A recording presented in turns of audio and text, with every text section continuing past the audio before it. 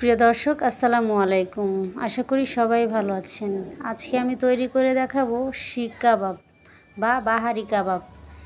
এই কাবাবটা আমরা রুটি, পরোটা এবং রাইসের সাথেও সাইড ডিশ হিসেবে ব্যবহার করতে পারি। তো চলুন রেসিপিটা শুরু করা যাক।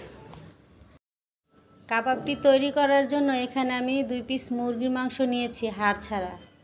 মাংসগুলো আগে থেকে ধুয়ে পরিষ্কার করে নিয়েছি। এবারে আমি কেটে নেব।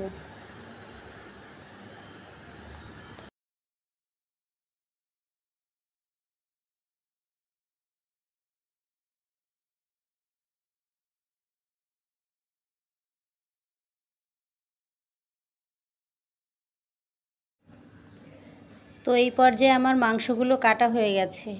এবার আমি একটা বাটির মধ্যে উঠিয়ে নিচ্ছি।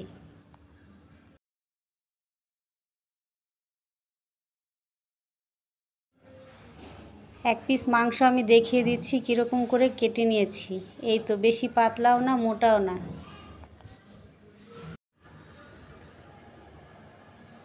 এখন দিয়ে দিব সামান্য একটু সোডা।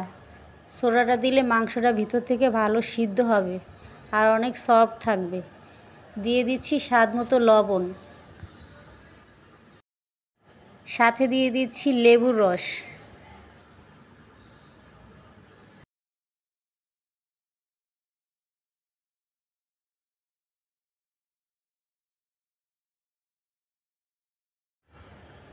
এখন মাংসগুলো মেখে নিতে হবে।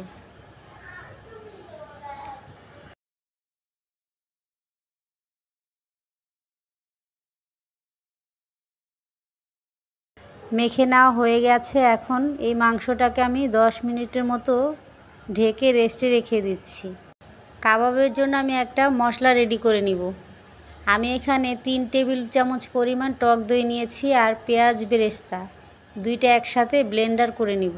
এটাই কাবাবে আমি ব্যবহার করব। এই তো ব্লেন্ডার করা হয়ে গিয়েছে। এটা আমি একটা সাইডে রেখে দিচ্ছি। এলাম 10 মিনিট পর। এখন এখানে আমি দিয়ে দিচ্ছি আদা রসুন পেস্ট, দুইটাই এখানে আছে। সাথে দিয়ে দিচ্ছি 1 টেবিল চামচ গুঁড়া মরিচ।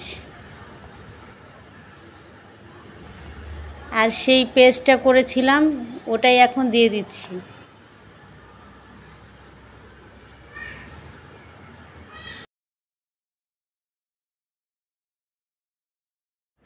এখন দিয়ে দিচ্ছি গরম মশলার গুঁড়া। গুঁড়াটা আপনারা দোকান থেকেই কিনতে পাবেন।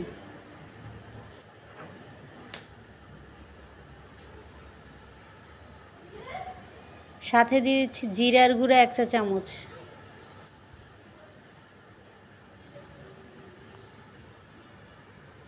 সবগুলো উপকরণ দিয়ে এবার আমি ভালো করে হাত দিয়ে মেখে নিব।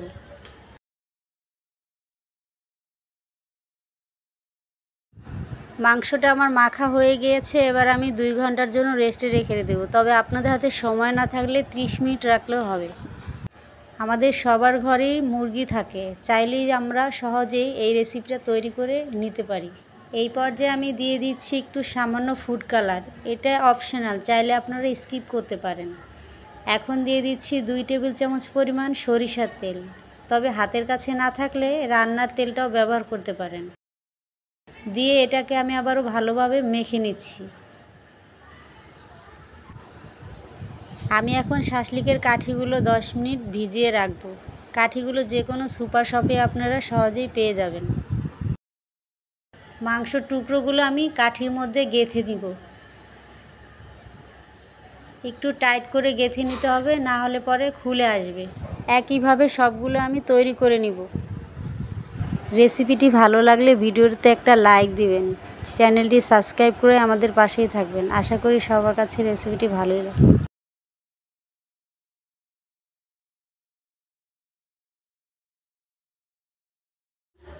এই তো আমার একটা গেঁথে নেওয়া হয়ে গেছে। একইভাবে সবগুলোই আমি গেঁথে নিচ্ছি। এই তো সবগুলো রেডি। এখন আমি ভেজে নিব। রেসিপিটি বাসায় ট্রাই করে অবশ্যই আমাকে কমেন্ট করে জানাবেন কেমন হলো। আশা করি সবার কাছেই রেসিপিটি ভালো লাগবে।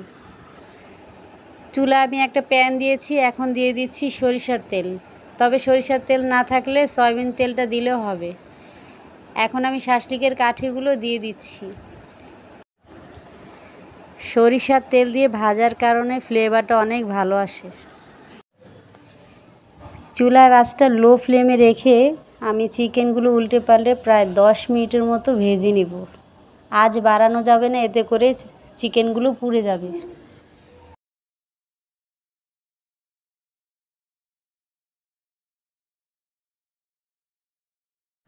কাবাবগুলো আমি চারপাশ উল্টে উল্টে ভেজে নিয়েছি। এই তো আমার কাবাবগুলো তৈরি হয়ে গেছে, এবার আমি পরিবেশন করার পালা। তবে আপনারা চাইলে বাসায় ট্রাই করে দেখতে পারেন, ইনশাআল্লাহ আপনাদেরটাও অনেক ভালো হবে। আজ এখানে বিদায় নিচ্ছি, দেখা হবে অন্য কোনো দিন। আল্লাহ হাফেজ।